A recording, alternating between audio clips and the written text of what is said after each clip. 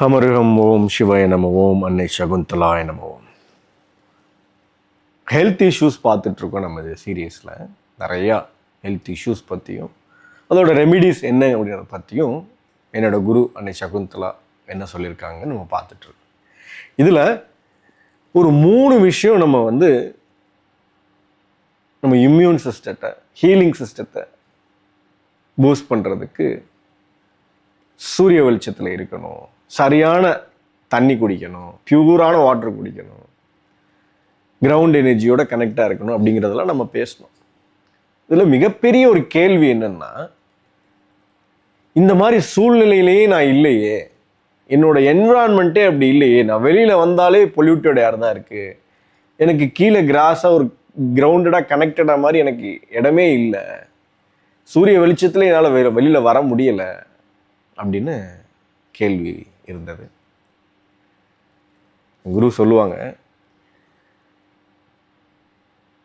Really உன்னோட பெர்மனண்ட்டாக இந்த ப்ராப்ளத்துலேருந்து நீ வெளியில் வரணும் அப்படின்னா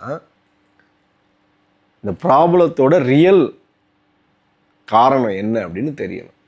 இப்போ இந்த கேள்வி கேட்டவங்களுக்கே ரியல் காரணம் என்ன அப்படிங்கிறது தெரியும். என்ன, நான் குடிக்கிறதே பொல்யூட்டட் வாட்டர் தான், எனக்கு சுத்தமான தண்ணி இல்லை, அப்போ அங்கே பிரச்சனை இருக்குது.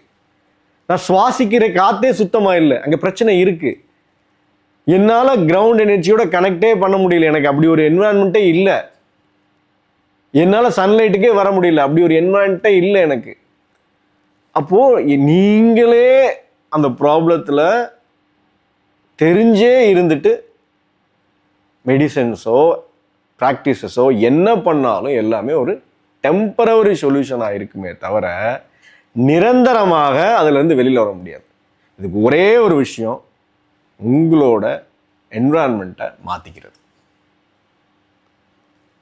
அதை தவிர நீங்கள் என்ன ரெமிடி எடுத்தாலும் எல்லாமே ஒரு தற்காலிகமான தீர்வாக தான் இருக்கும்.